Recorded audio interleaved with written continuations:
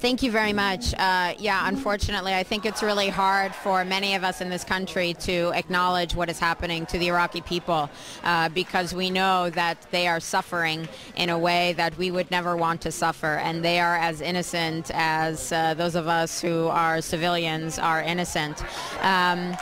I think that protests like this have a purpose, but I think we do need to change up how we're doing things. It is a Saturday, and a lot of people can come out on a Saturday, but I think rather than having scattered demonstrations around the country, which are very important and good for solidarity and networking, we need to, we have the numbers and we have the energy to bring an end to this now. We just need to focus on perhaps one city at a time and shut it down.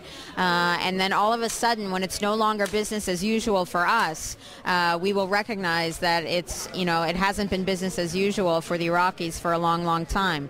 It's raining just water here today. It's not raining bombs, so for us to be out here is not a big deal.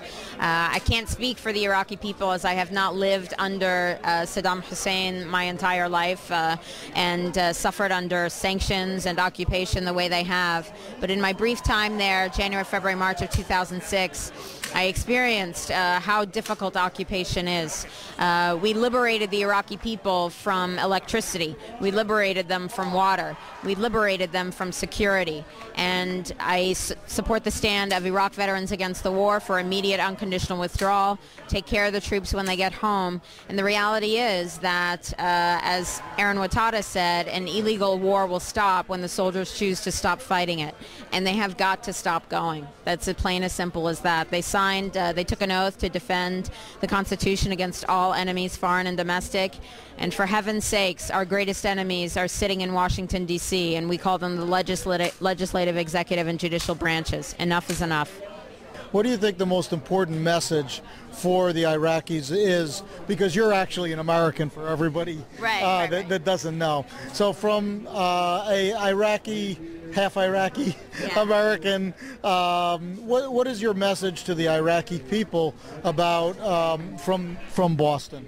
I think our message to them is that, and our only focus and obligation is immediate unconditional withdrawal of our armed men and women, of our armed forces from Iraq. And we are working hard to get that done. But we have to also respect the fact that the reason that we are working hard for that is because the Iraqi people are struggling so hard to get us the hell out of there. It is only because the resistance has been successful. Unfortunately, the only thing that changes foreign policy for the United States is when American blood is shed. It was the same thing in Vietnam. It was the same thing in Somalia. It was the same thing in Lebanon. And unfortunately, it's the same thing today. We focus on Iraq. We don't talk about Haiti. We don't talk about the occupations of other parts of the world. We're talking about Iraq because that's where Americans are dying. And I wish it weren't that way. And the Iraqis, that we have given them no other choice, that's the only message that will say get out. And so we say our solidarity is with the Iraqi people, with the women and children of Iraq and their loved ones, and that God willing, once the troops come home, that they will still have enough compassion left in them after all the brutality that has been unleashed on them in our name, that they will allow us an opportunity to try to heal for what has been done to them. They are the victims here. They are paying the ultimate price.